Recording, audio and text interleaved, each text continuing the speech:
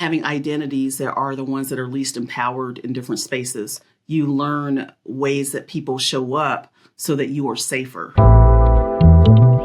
When you're poor or when you're from immigrant families or Asian families, what do your parents want you to be? Lawyer or doctor, and now you get to be an accountant or an engineer. So there you go. A lot of it is financial security. And I think not only with financial security, but certain titles and sectors that you're in also come with more power, right, and authority. When I left a large firm and started practicing law and in government, it was probably about a 70% pay cut and working at the Gates Foundation, Bill and Melinda, in philanthropy for the Bill and Melinda Gates Foundation. And again, even though I thought philanthropy was going to be really different, charitable work, philanthropy is not that. It's probably the epitome of whiteness. Where did this money come from? There's a difference between learning technical skills and substantive things than learning yourself and learning the world or pursuing who you want to be. The failure is if I'm not who I'm supposed to be. Failure is if I'm not who I desire to be. Because the risk is doing something that's betraying who you are. There's always judgment, right? So someone judging me for being too masculine or having too much testosterone. In the United States, masculinity and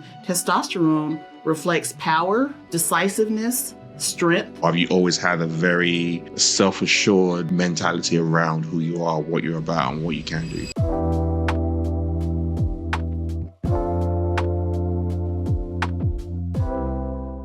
Welcome to Everyday Leadership, and today I have the absolute pleasure of speaking to someone who, I'm not gonna lie, I've been watching online for a minute, especially 2019, 2020. I was like, I would one day love to have a conversation with this person, and you don't ask, you don't get, and things happened.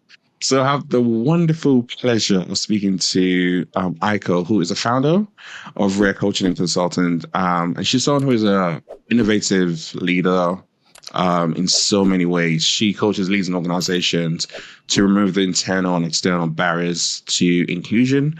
But she does it in such a way where it's around building bridges, where it's around understanding people and teams, and more importantly, connecting people.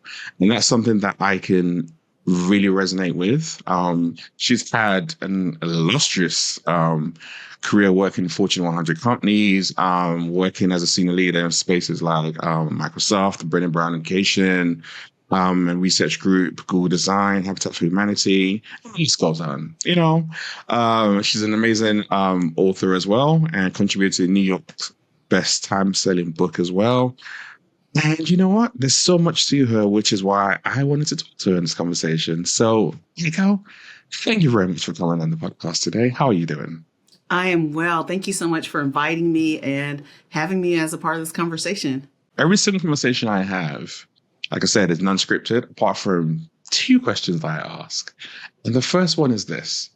What were you like when you were younger? A very young version of you, first 10 years of your life? First 10 years. Gosh, is my memory even that good? The first 10 years of my life, I was in South Carolina, in Spartanburg, South Carolina, which here on this side of the pond is the South and maybe sometimes can be considered the Deep South. So, and I have an older brother and older sister, so I was the youngest. Mm-hmm. And I was probably in third grade, I guess. Okay, so I was at a Title I school. And here, Title I schools are the ones where the majority of the attendees are at poverty level or very low income. So free lunch, free meals, or what have you.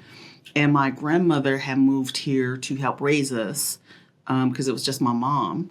And my grandmother moved here from Japan. So in our household was a Japanese-speaking household. Our community, my school, everything, all Black. And I feel like at that point what I remember is being more of an observer about what was happening around me. Now, if you had told me fifth grade, like a little bit older, by then I was probably doing a lot of fighting in school. It was one of those schools where everybody fought, so it wasn't an anomaly.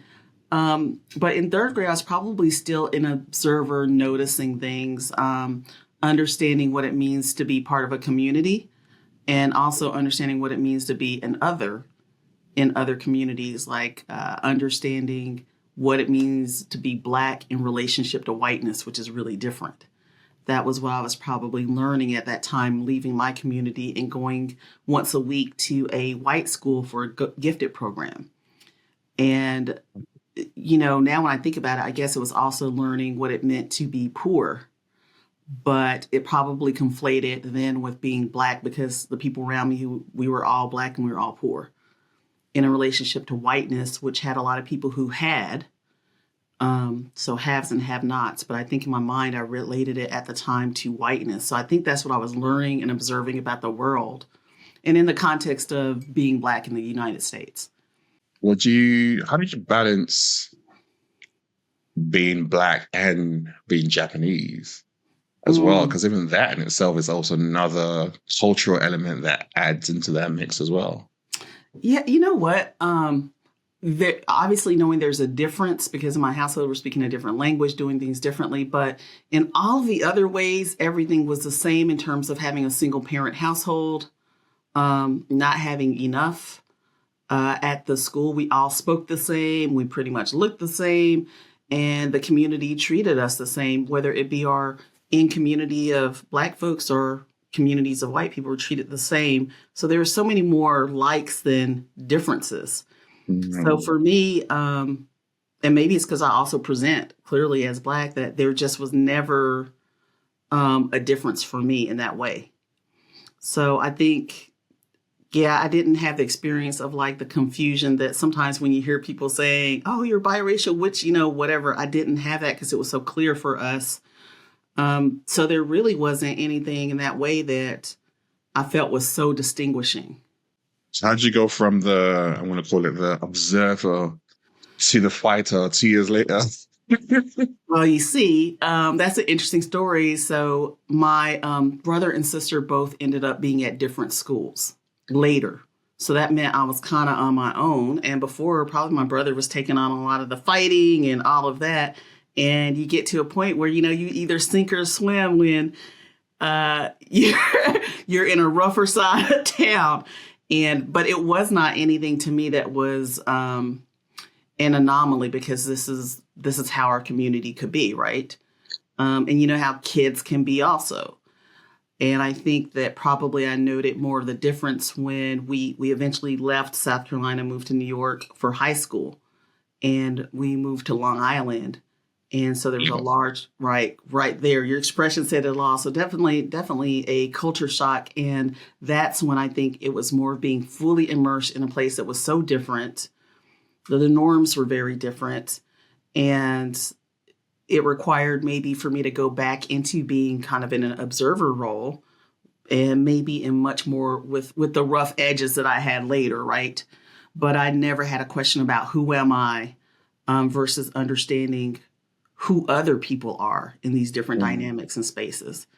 So I would say that was a shift, probably just not having older siblings at the school anymore. You gotta learn to manage some things on your own. I gotta do something like That's right.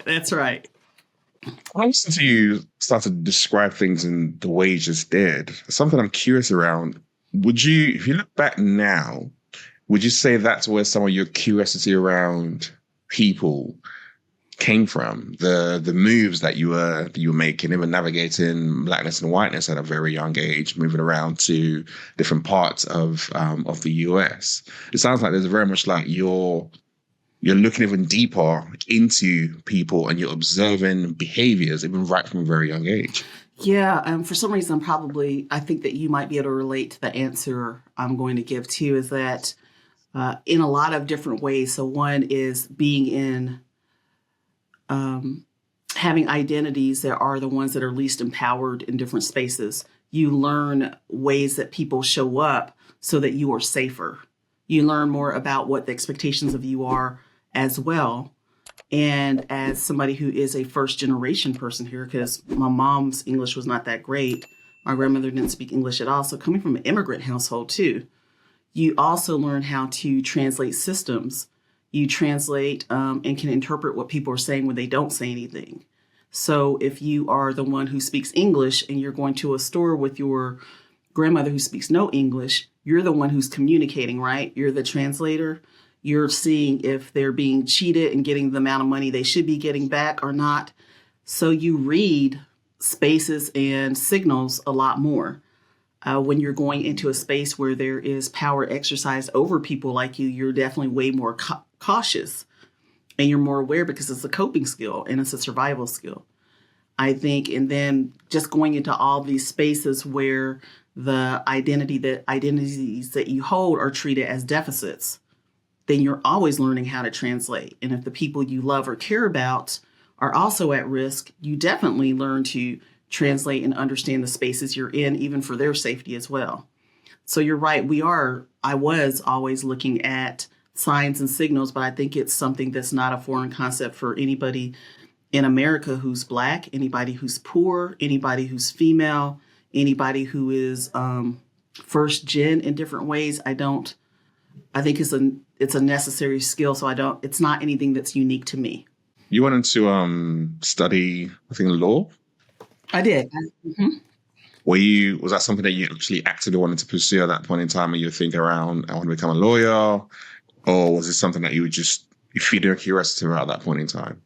Yeah, when you're poor or when you're from immigrant families or Asian families, what do your parents want you to be? Accountant, lawyer, engineer.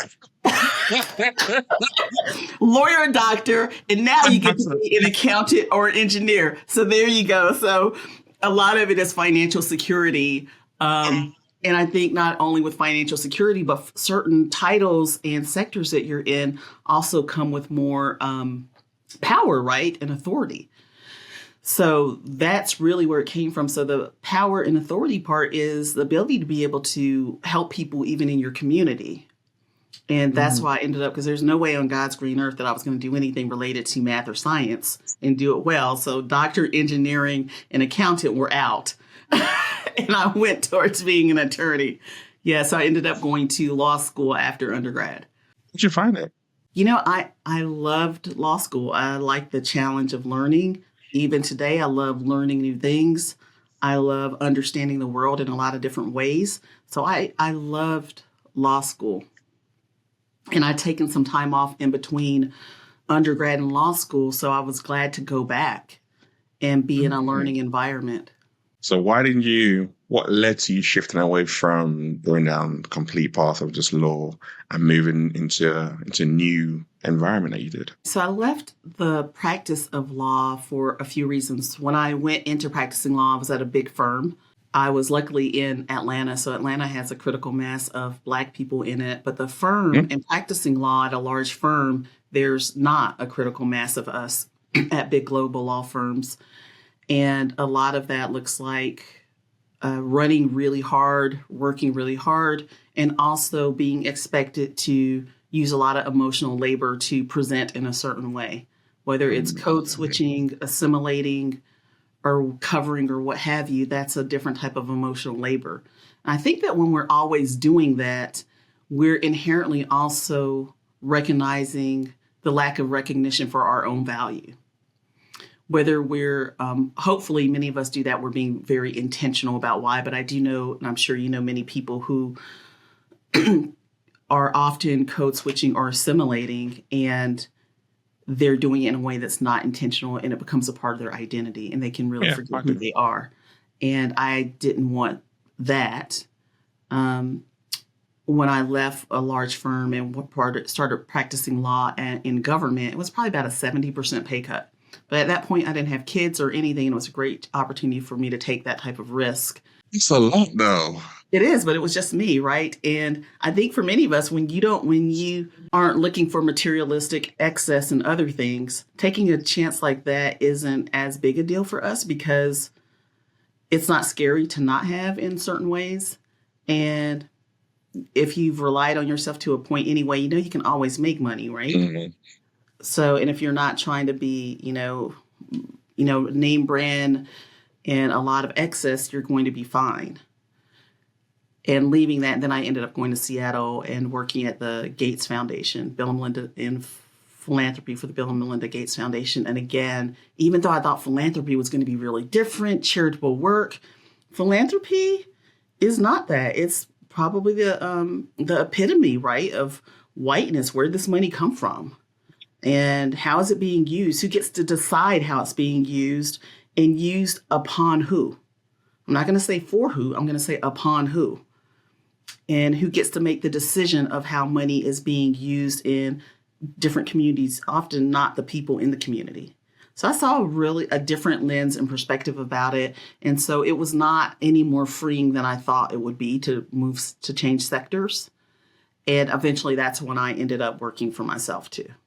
How do you get to a point where you make that decision, where you know that enough's enough, even from going way back to when you left law? Sounds very much like you had that recognition of, I know that I'm changing. I'm assimilating in a way that I don't necessarily want to do that, especially in this environment. So therefore you're willing to leave, or even stepping into that philanthropy role and recognizing again after a while, actually, this is not it. How do you get to that point of recognition? What are some of the, I guess, tools or examples that people can use to help them if they're in that space and they're asking themselves questions, but they're just not sure how to navigate? Mm. I think it's different for everybody. Some people say the pain of staying where you are becomes greater than the fear of leaving. Mm-hmm. For me, I don't think I really had a fear of leaving, so that wasn't mine.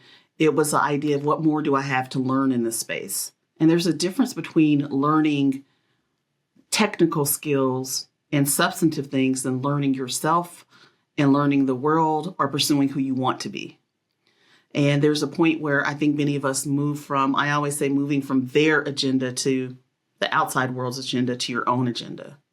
And it takes time for us sometimes to understand what our own agenda is by being in spaces where you're like, this is not it.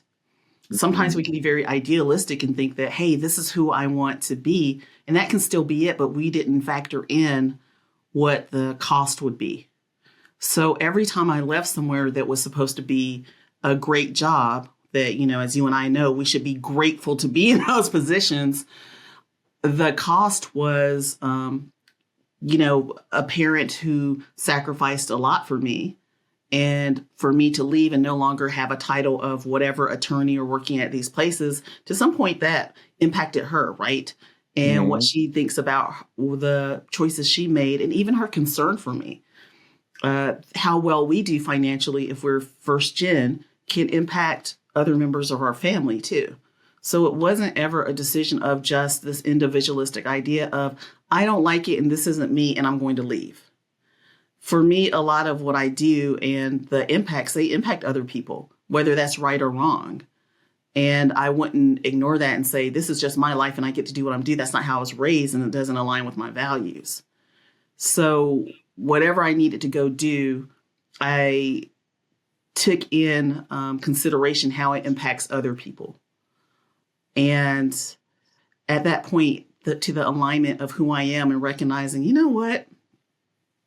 It can't be the world that we're going to live in or the world that I want to live in where I'm dependent on or reliant on having to bend myself into a pretzel for people who I don't necessarily respect or who are so misaligned with me in terms of values. This can't be the world that I'm going to be in, or as for us as parents that I want for my kids. I've got to at least try to do something different or create a different space if it doesn't exist.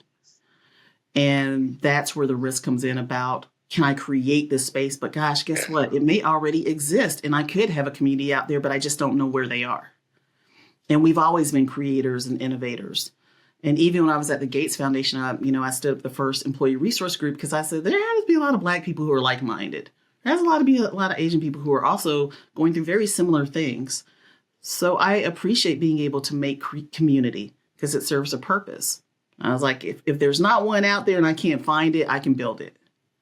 Because there has to be other people who need another option, right?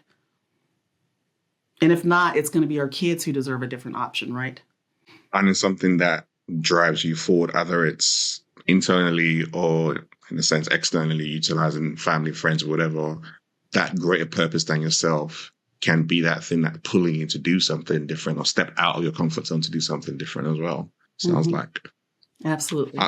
And on that journey, have there been times where you've, I guess, questioned your own capabilities and you're able to shift that limiting belief to, dream big and dream bold, or have you always had a very self-assured mentality around who you are, what you're about, and what you can do?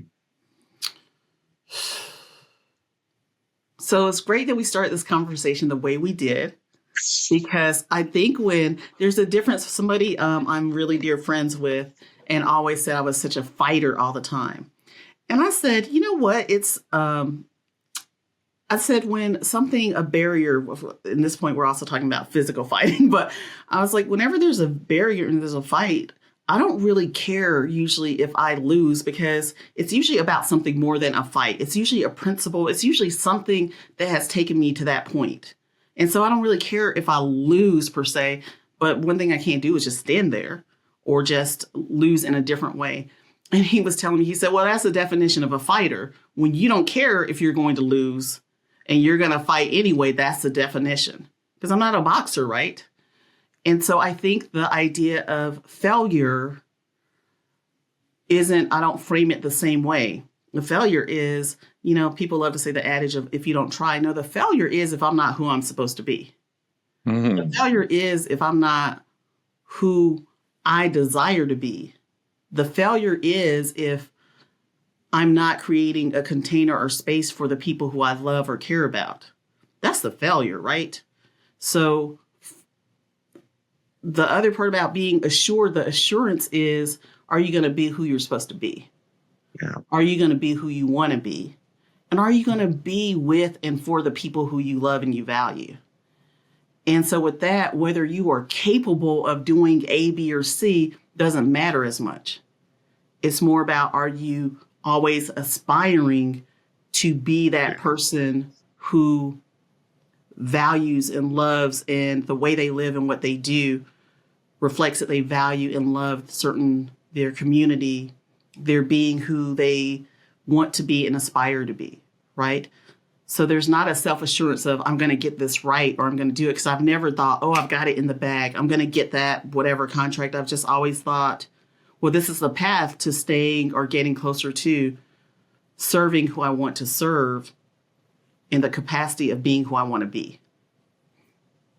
I've never thought about that in the way you asked that question. Yeah. So thank you for that question. And I love the response, because it even goes back to what we were talking about before we came on, around how to think that way around, reframe what failure looks like. But I'll be like, no, I'm doing this in this way, and I know why I'm doing this. I'm willing to do that. It's interesting that not a lot of people think about it but don't do it. And there's always that. Even when I told you earlier on about my example, when I told you I stepped out, and I had people around me telling me, "What are you doing? This is crazy. This doesn't make any sense." So to the most of the world, it just seemed ridiculous. But to me, it's like I knew what I was doing. I knew what was driving me. And like I said, I had my wife and my faith, and I was willing to step into that. Very much like you just described, of you knew what was driving you, and therefore that was that fighter spirit mentality in you. Why is it that a lot of people struggle to, I want to say, activate that particular skill? I'm sure you've had a lot of these kind of conversations in the work that you do now. Mm-hmm. What is it that people can do that can really get them into that mode? I want to call it the fighter mode, since we're using that narrative in this conversation. Yeah, I think part of it is, what are you fighting for? So for me, I was fighting to be the person I aspire to be. Like, I know what my two values are. They're justice and their loyalty. And what do they mean? For me, loyalty doesn't mean you ride or die. Some people, that's what it means. Loyalty to me means you tell the truth no matter what. So people who are loyal to me are going to tell me the truth no matter what. They're always going to tell the truth to me, and I don't have to worry about, are they hiding the ball? And it takes a lot of courage to have that type of loyalty with people and with yourself. Like, I can't be lying to me about who I am, right? The other one, in justice isn't to me about fairness. It's about, are the people who are most likely and have historically been harmed, do they get a say? Do they have an opportunity to exercise power with, or are they always having power exercised over them? My point is going to always be that there is this degree of agency that I'm going to aspire for them as well, which ends up being me and people I love too. But with those two, that means I understand what I'm always fighting for, and I can make decisions more quickly. So often, if you know what your two values are and what are the behaviors or meanings behind it, as soon as you're at a crossroads or something feels off, like there's some kind of tension point, then I think more likely than not, when you go back to those two values, you can figure out something's being breached about who you say you are, who you're trying to be. Once you know that, taking a risk isn't really a risk, because the risk is doing something that's betraying who you are. So when you said people telling you, oh, you're crazy, the thing is, you understand, no, what would be really crazy is for me to stay here and to keep doing this mess in this space that does not honor who I am or who I want to be or what my values are. That's what crazy would be. And so part of it is understanding so much about who you are and aspire to be and what's in alignment with that. And now it's easier for you to see things that are misaligned. It's easier for you to walk away from those things and it doesn't feel like a risk. The risk is staying and being somewhere that you don't want to be and should not be, or that is not serving you and maybe harming you and the communities you love, or leaving to the unknown that can be greater, better, more beautiful, and if anything, is going to give you more peace. You are preaching to that. Yeah, but I think you've already walked it. So even although I might be using different words, I feel like it probably resonates with you. Like, what if I did stay? What if I didn't walk away? We'd be miserable. We'd be It caught in does. the wheel. We wouldn't be able to create paths for other people. And I think, and that's probably one of the biggest things that I always say. It's around when you take yourself out of the frame, even sometimes, and you look at your environment, even that's your immediate environment, that should be enough to be able to stir something inside of you to do something and not repeat the same old, same old. And that, because there are times people internally, they're still struggling. There's still so many things. I'm Yes. like, you might not be there, but if you say your values are this, how are you living out those values for those that you actually love and those that you actually care about? So whether that's your immediate family right there, whether that's your friends, whether that's your parents, whatever that looks like, are you really living out those values if you stay in this mold of where you are? So it might be a job, it might be a relationship, it might be whatever it is. Are you living out those values? The answer is no to your point that you made.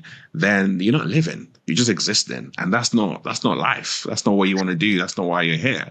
I think there's this, who said the quote, there's so many people who are living lives but have died at the age of 40. And they're basically saying, like, you don't even wait. It's not that when you hit the ground. It's just the way that you're showing up right now. It's non-existent. So why would you want to kind of do that? Whereas there's so many people who wish they had a chance to still be alive, to still breathe. So take advantage of that and utilize that to the best of your ability. I absolutely agree with you. And I would also add that something enabled us to be able to see a system and divorce it from who we are. And maybe it is from where we started in this conversation about being observers.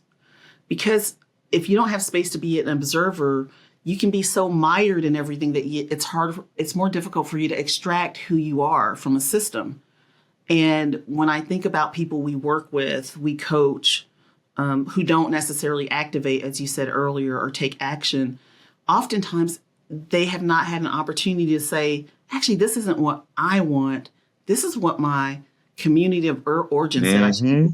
This is what my family believes. Oh, this is what the television shows, the TV, the people who meant well for me believe I should be doing. When we leave jobs, right, and we go off, God forbid, to be entrepreneurs like we are, folks are thinking, oh my God, you left that good job with those good benefits for an uncertainty, and we look like we have no sense.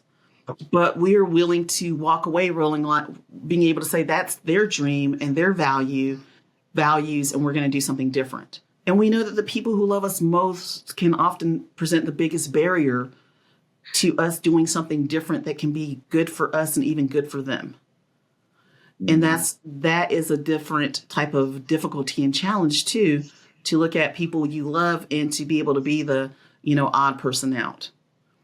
To try to always have to explain what you're doing when you may not really fully have the words or understand what you're doing.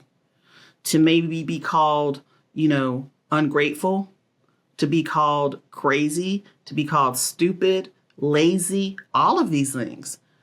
That barrier is so great for a lot of folks that I'd rather just stay and do what's expected and what I know. And I understand that. I stay on the track around things you've been called. I think I read somewhere when I was looking into this actually. You were told that you had way too much testosterone or masculine energy because you come across quite direct and clear. Hmm. How did you handle that in the moment? And I'm laughing in my head 'cause I'm thinking about that, and I'm thinking about you talking about being a fighter. So I'm thinking, like, how did you So let me just add to that. So the situation when that happened? when I left my college undergrad, I went to an all women's school. And when I left there, I went to Marine Corps training to be in the United States Marine Corps and went to officer candidacy school twice. And so all of that, when you put all of that together, it can feel so unappealing for any woman to have those labels. You went to an all women, well, usually people say all girls school, and then you went to it can really feel unappealing, right? So I think, and even when I was going to OCS for the Marines, my mom, her response was like, "Oh my God, I can't believe you're gonna be carrying a gun. We're gonna be shoot me. You're gonna," like, she just had this really exasperated and disastrous idea about it. And, I think one thing is I've never regretted any risk I've taken. I've only regretted risks I didn't take. And I think that for us, we are always being judged, whether I'm being judged because I'm Black or if I'm being judged because I'm a female, I'm being judged because I'm poor, I don't have 6,000 passport stamps, whatever it is. I'm judged if I'm not married. There's always judgment, right? So someone judging me for being too masculine or having too much testosterone. In the United States, masculinity and testosterone reflects power, decisiveness, strength. And why would I ever be embarrassed about that? And on the opposite, for men, the ultimate insult for a man is to be called feminine or to be called, because it's associated with weakness. It's associated with softness. And to me, I embrace that because, gosh, what does it take to nurture people? What does it take to care when I'm mothering my boys? So however people are going to judge you, it's going to be to their values. It's going to be towards their lens of the world. And anybody who is going to diminish me because I'm direct or highly educated or whatever, I probably don't have the same values as them, right? Why do I care? Anybody's going to diminish me for mothering my boys as their mother and being softer in so many ways and critique me about that. What does it matter to me? And if I spend my time judging other people and doing all these other things, when they always say people who are busy, small people are busy talking about people. Mm-hmm. The people who change the world are busy talking about ideas and implementing them. So, who do I want to be? But certainly, the being diminished about being too strong-willed, too masculine certainly happens. But when are we not going to be critiqued, right? Yeah. It's what's going to happen anyway. So you can't live your life waiting for it or thinking about it. You just got to live your life regardless anyway. That's right. And as someone who comes across very much like you live authentically and you do what comes to mind and you step into that. Something you just said right there around, I'm curious, are there many things in your life that you haven't done? You talked about regrets and you live a life where you don't want to have regrets, but is there much that you've actually thought about and you haven't stepped into? I'm curious. Yeah, you know what? One of the things, and this is only top of mind because I was talking to my boys the other day about something with this where, and it was a lesson. There was these two lessons that came up where I'm not going to say who it was because I don't want to diminish them in any way, but when I was an undergrad, one of the things that's where I learned to read and write Japanese. I learned to speak it when I was with my grandmother being raised, but and I wanted to go and do this junior year abroad. And someone said, why would you do that? That's so blah, blah, blah, blah, blah. You shouldn't do that. And how much money is going to come, all these other things. And I listened and didn't do it. Instead, I stayed somewhere. I went away from school. I went to DC or something and did a program there. And it's still to this day one of the biggest regrets I have. Like, how different would my life have been at that point if I'd lived somewhere else and somewhere that I feel a great affinity towards? The other thing was how much flack I got about going to the Marines. Like, why don't you go to the Air Force? Why would you even go to the military? Because Marines is one of the ones where everybody always learns infantry, right? And I did it anyway, and I still never regret it, even though I didn't accept commission or got injured and couldn't go through. But I never regretted it, but it was one of the things I almost like stepped off from. I almost didn't do. And every time I almost didn't take a risk, Chape, it was because of what somebody was saying or what would they think. Now, the first time I made a decision that was like to not do the year abroad thing, it was because this person had so much impact or influence because of who they were in my life. And I understand why I didn't do it. And I was so young then. I was like 19 or 20. 19, I guess, 18 or 19, something. So it's understandable about why I would yield.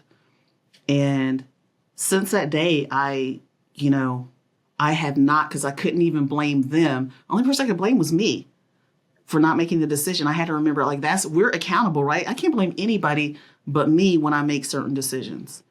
And since then, I have taken lots of risks, and I don't know if there's been a risk I haven't taken that I wanted to take. And that was a lesson I learned really young, at a young age. It's an interesting thing around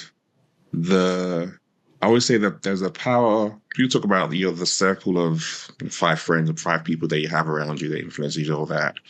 But I'm like, yeah, but you also have to recognize the power dynamics that are in a lot of relationships. And It's not always a romantic relationship. There are friendship circles that have a lot of power. There are parental structures that have a lot of power.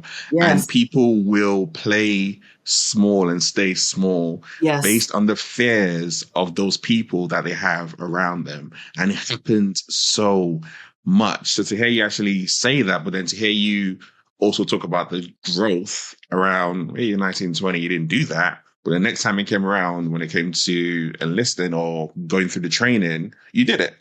So you even learned in the iterations of one thing you didn't do and the thing that you did do to see that growth and that change, and obviously live the life that you're living right now. So it was something around being able to have those reference points where we can like, I know what that felt like when I didn't do it. So this time around, I don't want to have that same feeling play out again, and utilizing that as a field to kind of push you forward. Yes. And I think about that as, learner's resilience. Like, we make a decision, we learn from it, you keep it moving. And a lot of people have not built that type of learner resilience. When it doesn't work out or it doesn't whatever, they get small again. Or they are so busy beating themselves up or ruminating. And that's a lot of when I'm in executive coaching situations where we're in these situations of always striving for perfection. Not for excellence, but perfection. And when you're striving for perfection, there's not a space for mistakes and failure. When you're striving for excellence, there's an expectation that you're going to fail because you keep trying with iterations. And if you don't have that comeback, then I'm going to always be, very resistant. I am going to always do what I know the outcome's going to be. I'm going to always be in a situation to want to exercise control over things. And we all know in reality, nothing is ever going to be perfect. You cannot control everything. Some of the best things in life that happen, you cannot control, right? It happened because it happened. But a lot of us don't have that. And so we stay small, even then thinking and pretending like there's certainty. You get hit by a bus tomorrow.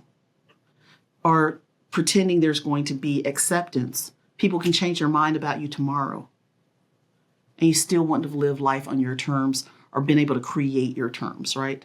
You think about living life on your terms. One of the ways that you did that was obviously setting up and running your own organization back in 2016 when you set up Rare. I love the name. I'm curious, is there a meaning behind the acronym, or is it just literally what it stands You for? tell me why you like the name. Because rare for me is unique.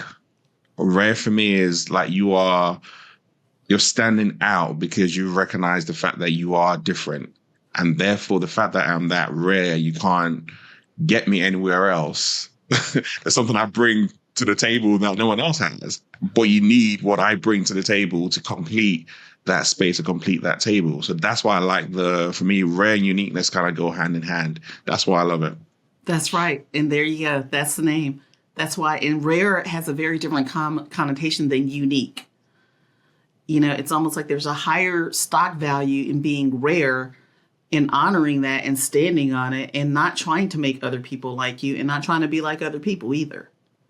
And so with us, with our leadership development firm, all of my executive coaches and facilitators are all people of color.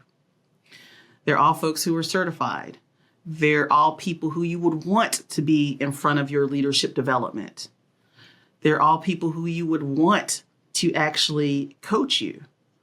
And they're people who are not they're not going to coach you into assimilation. Usually when people are talking about executive coaching and they're like, this person doesn't have executive presence. To me, you've already defined and decided what executive presence means. And so you're going to want us to help this person to become, to assimilate. That's not what we're here for. We want them to become more of who they are, so that they can become more skillful within that and not using all of their energy and mental capacity trying to deny who they are and be somebody else and trying to fit in. And, whenever we're in a room, whether you're a woman, whatever you are in the, that's not in the power dot majority, you go into a room, you automatically know, for me, I automatically know where all the other Black people are. I automatically know where the other women are. I automatically can sense, and my job isn't to become smaller and look for something else. I'm trying to assess my situation. We already know how to filter, code switch, translate what's happening around us.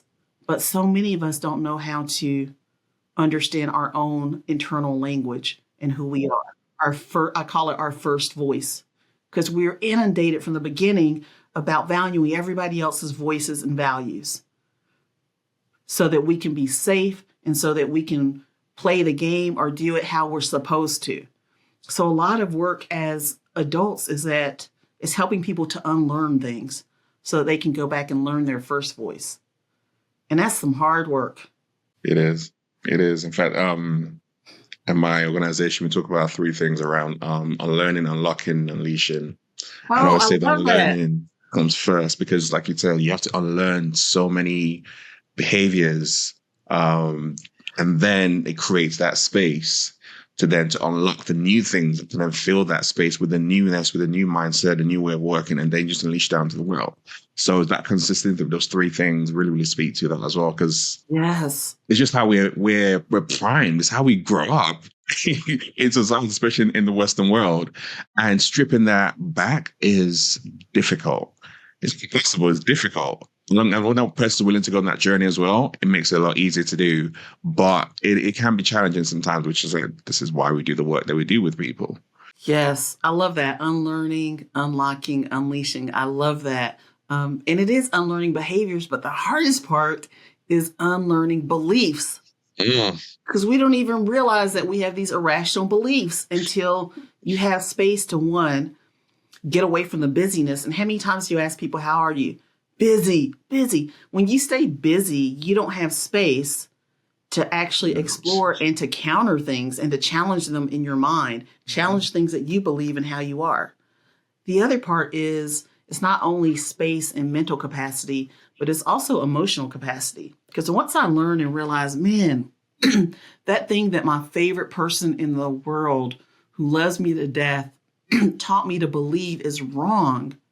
Now there's also this degree of grief because that person may not be who you thought they were, or that bigger than life image of them. Or when I'm working with some people and they realize, oh my gosh, you know what? My grandfather was a sexist. He was a misogynist. It like breaks their heart because that was their favorite person. They realize, oh my gosh, those jokes they used to tell. Oh man. And so for them to learn something new about somebody so that they can unlearn a belief they have, it can cause grief.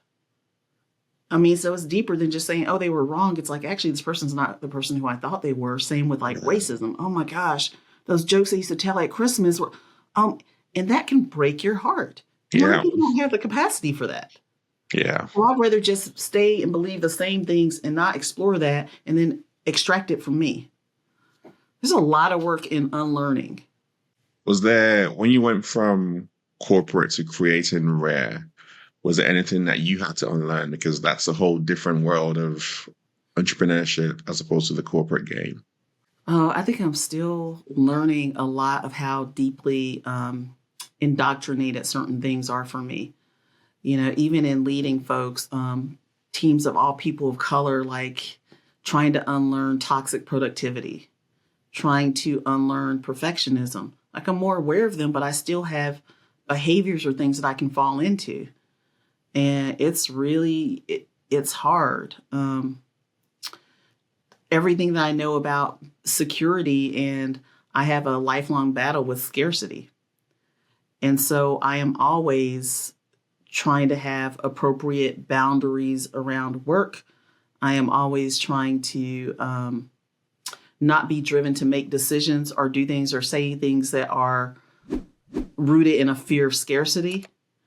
So it's like it's perpetual. It's constant. There is something that is I'm going to use the word endearing. I don't know, that's probably not the right word, but it's something that is human and authentic. Hearing you say that, which builds a natural connection.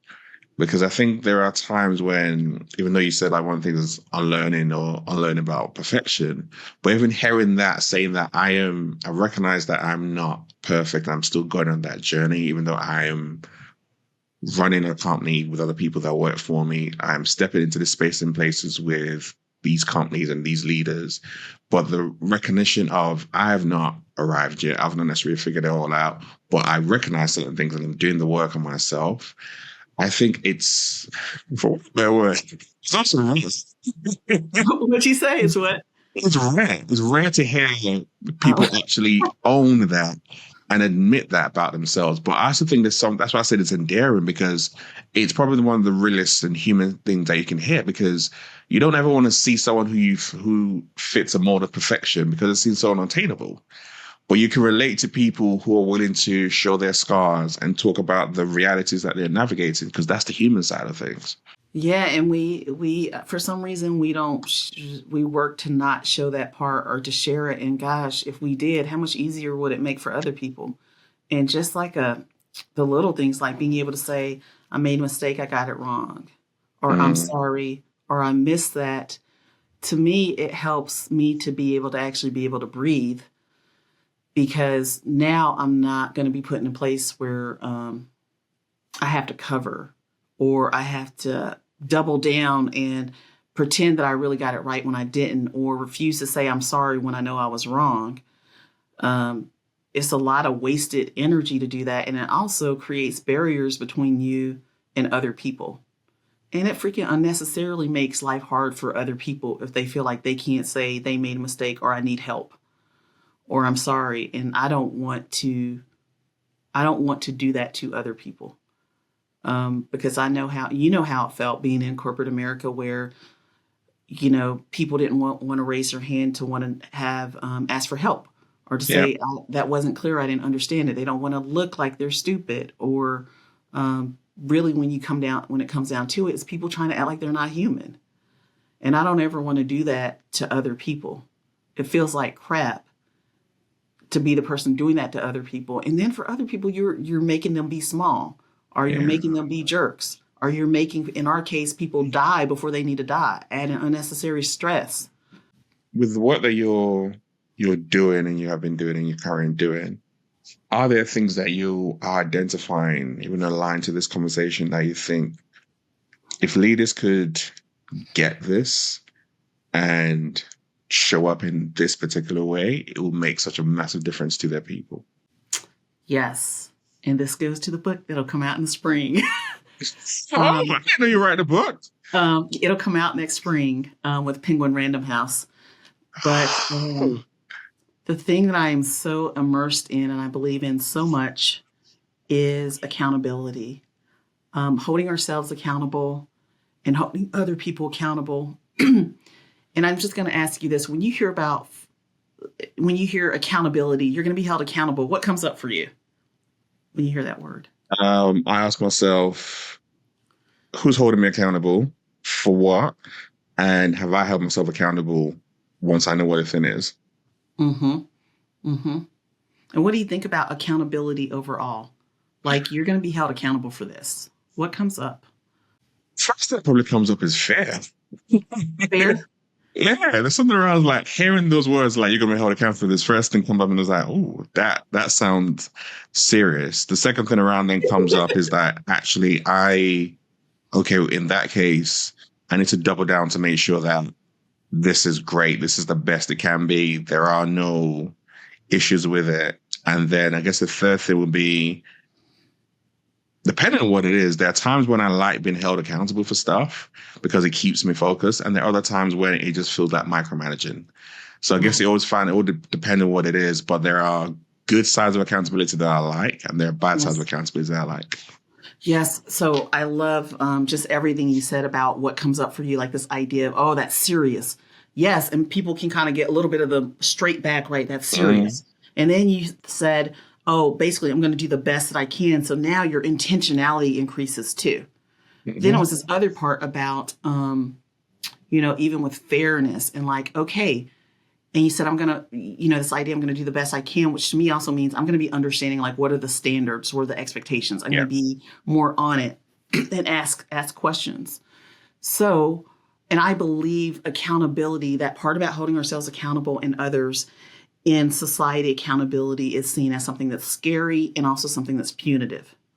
Like, oh man, I'm going to get a talking to, or Yeah. just like feedback, right? Oh no, feedback. I'm going to get this. And what I want is to shift this idea around accountability. So, what it really means is people being more intentional and also being, have more critical curiosity about themselves and their part in things, as well as why did other people do certain things. So, I believe that we can hold others and ourselves accountable with generosity. People always think Mm, about it as I'm going to get fired or what have you, but we've gotten away from the point of being able to have engagements and interactions with each other that can have friction, right?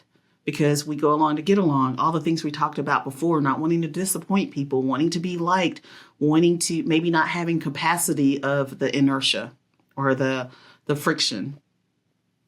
But I think that when your intention is to live a certain way, pursue your aspirational self, to have connection with others, it requires this degree of accountability.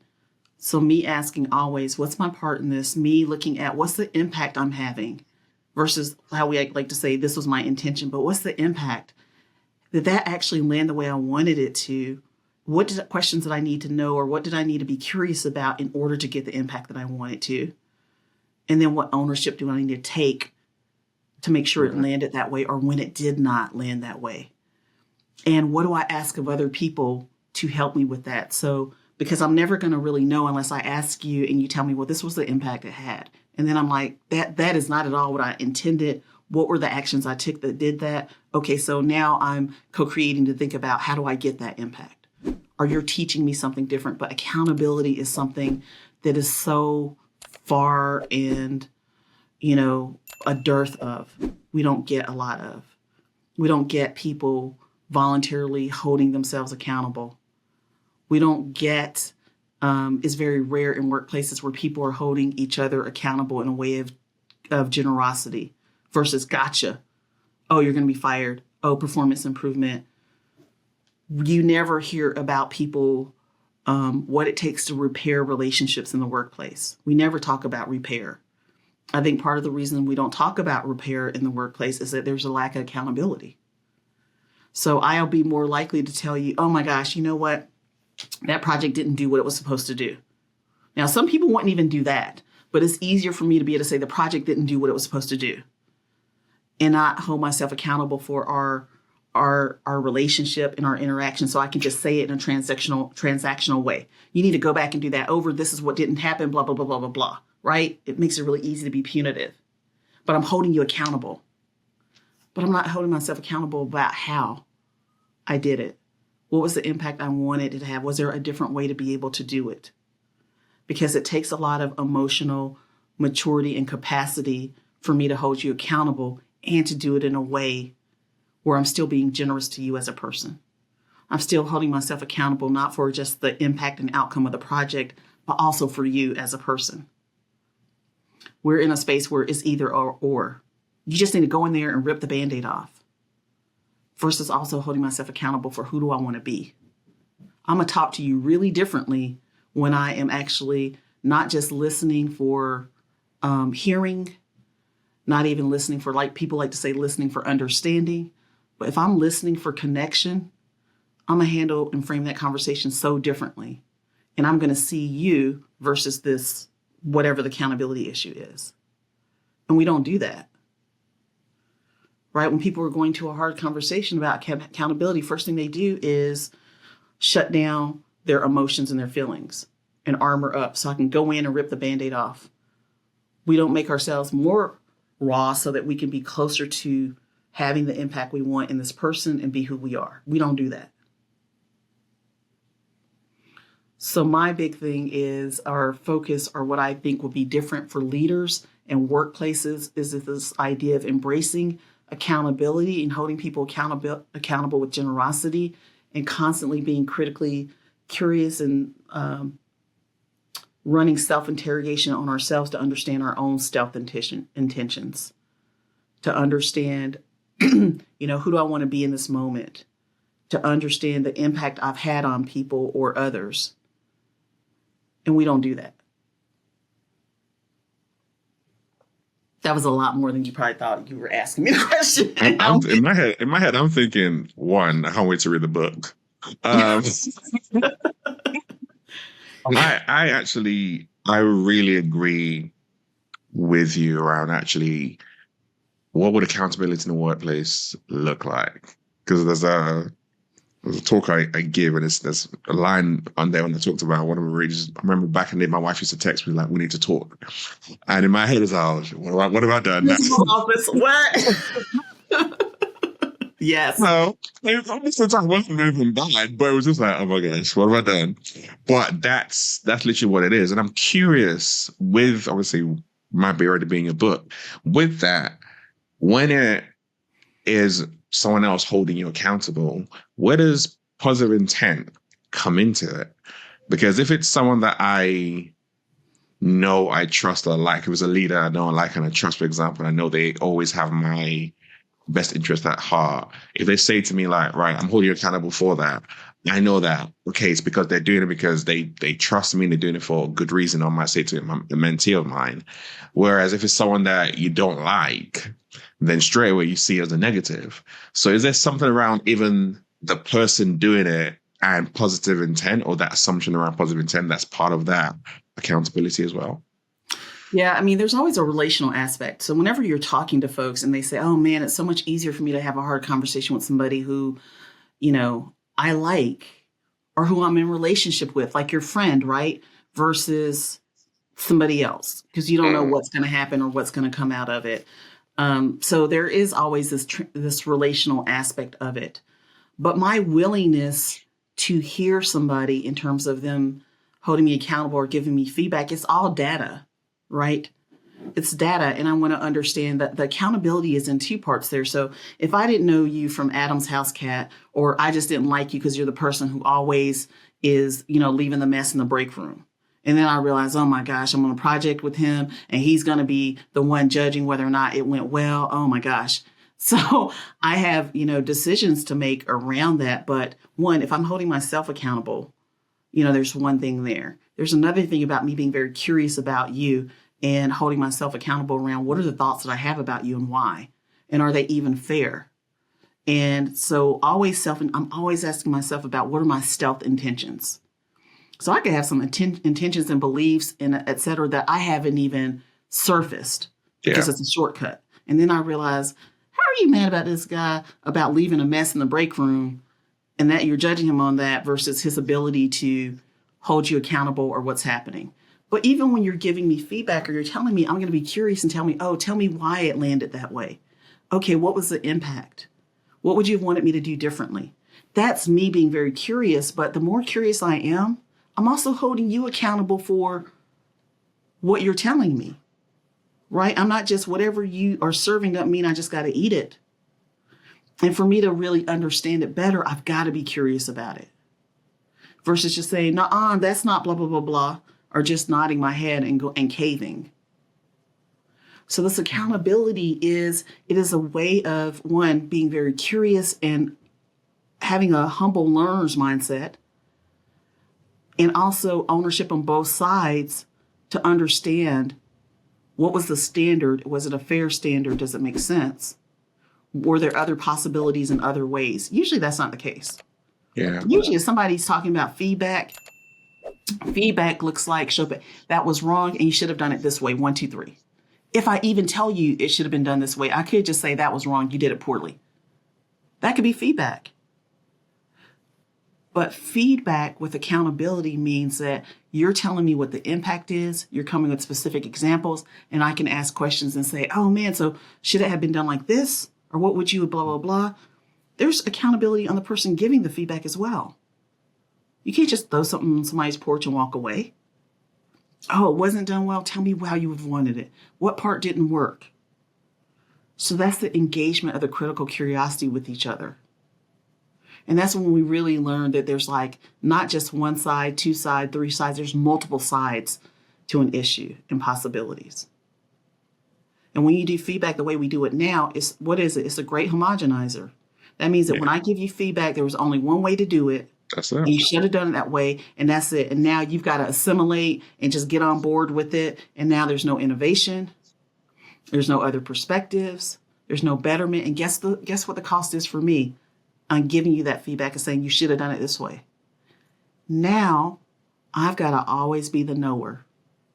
I can't be the learner and be curious because now it's going to be whatever Aiko says goes. Now I always have to be the person with the answer who gives the feedback that's directive. This is how it should be. What does that mean for me? It means burnout. It means not being able to grow people to be better leaders, making them reliant and dependent on me.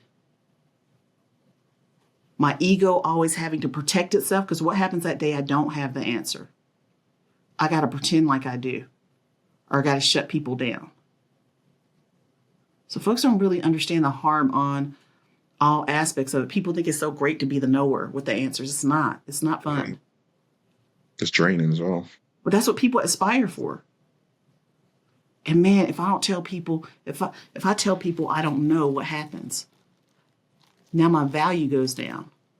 Because I built my whole value on always getting it right and knowing the answer. The one time when I say, you know what, I don't know. Let's think about this. I'm going to be afraid now my stock value goes down. Maybe my worth as a person goes down. All these fears come up. Versus us being true on the get-go of being able to say, actually, I don't know. Let's work this out together. Yeah. What are your thoughts? What should we do? Now we're going to be in a shared accountability space too. And I'm going to learn from you. But we don't do that. Individualism. One person gets to know. One person, the food chain scarcity. There's only enough space for one right, one winner, one leader. Yeah. I wish that would change. And I think it would change companies and it would change leaders and it would change a lot for many of us. I think people would live longer. I think it's something even around when I think about the next generation coming up. It's something that they are also crying out for. It's something that they are talking about. If you spend any time with them, if you look at poll surveys in company organizations around, because it's a very different way of leading, where it's not just that top down, like you said, that one way homogenous kind of approach, but it's more of it's a conversation. It's a partnership. I'm walking with you on this journey. All right, that didn't go well. What can we do? What can we talk about it? Let me help engage some critical thinking on your part in a safe space that we both co-create together, where you can grow, you can learn from your mistakes, you can ask the questions, but you know you're not alone in doing that. And that's what the accountability kind of sounds like you're talking about, which is such a different way of leading. But for me, it's like a 21st century key that leaders need to be equipped with. So it's great that you're actually doing that.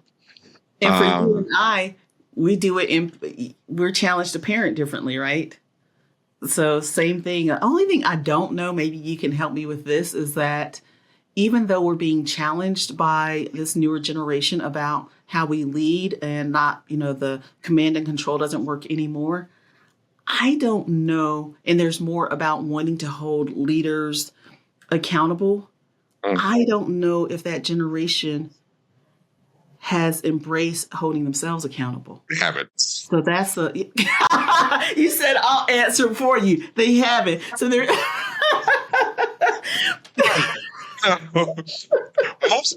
Some of them have, most of them haven't. But I also think it's because they haven't had to. Yeah, we in a way that we did. It. We haven't required it. And there's so much that goes into it. But my hope is that we start building cultures of accountability with generosity. That's what I hope. Man. Not about giving people a pass, not about not whatever, but it's holding people accountable and knowing it's a two-way street. Honestly, I can't wait to read it. I can't wait to have another conversation about it when it comes out. And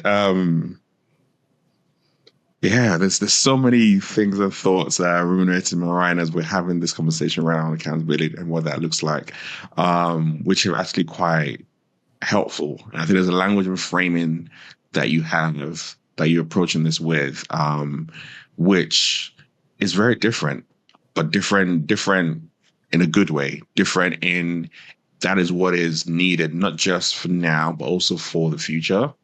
Mm-hmm. It's different in a way of, even when you think about AI is a very good example with the rise in tech and all that kind of stuff. That's a massive area where actually accountability is key. Yes. So things like that you like when you look at it, a bigger, wider lens as well. So there's so many layers to it that this just feeds into that. That's why I said it's written for a time such as this. Yes, and that is a portion included in the book when you said AI about accountability as well.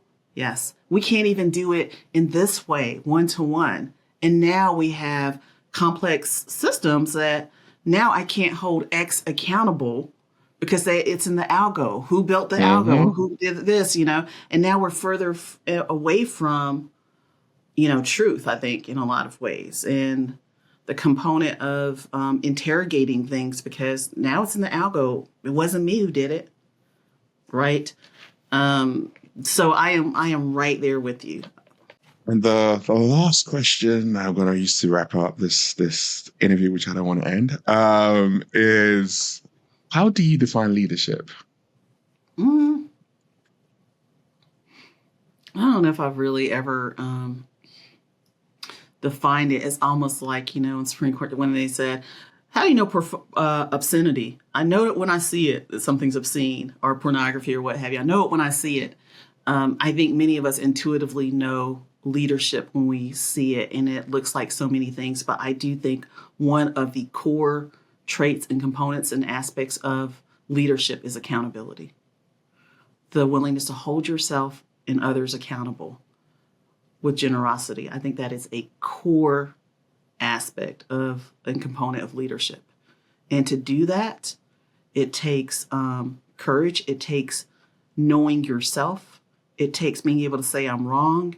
It takes being able to see somebody and connect with them in a way where you're holding them accountable, but you're not breaking them. So I think whatever, with leadership, however you see it, it does require accountability, holding your willingness to hold yourself and others accountable with generosity. You have defined it. Yeah. But there's probably a million other, things. But yeah. That for me sounds such a brilliant way of looking at it. And I love the way that you just kind of just captured that essence actually, and going from like, yeah, I've never really thought about it to actually giving us something where you can actually do and think about and challenge you. And that's why I love hearing the different definitions people have, because it's looking at it from multiple perspectives, because there's never one way of doing it. It's always multiple ways of doing it. But if you can learn and take from everyone's definition and then apply that to your own to make it unique and authentic to you, that's how we keep on learning, we keep on growing. Thank you for what has been, honestly, I've been I feel like I'm on a roller coaster where it's just been like, just having so much fun. The way that this conversation just kind of gone and flowed and moved into so many different areas and topics. And there's been so much I've learned from even your journey, your approach, your mindset. And I talk a lot around, this is the book that I need to write, leading from the inside out, not the outside in. And you have really summed a lot of that up in the way that you just kind of broken down your journey. So I really, really thank you and appreciate that. I know the audience listening are going to appreciate that as well. Thank you. And thank you for the invitation. It's an absolute pleasure. This is Everyday Leadership. We will see you all next week.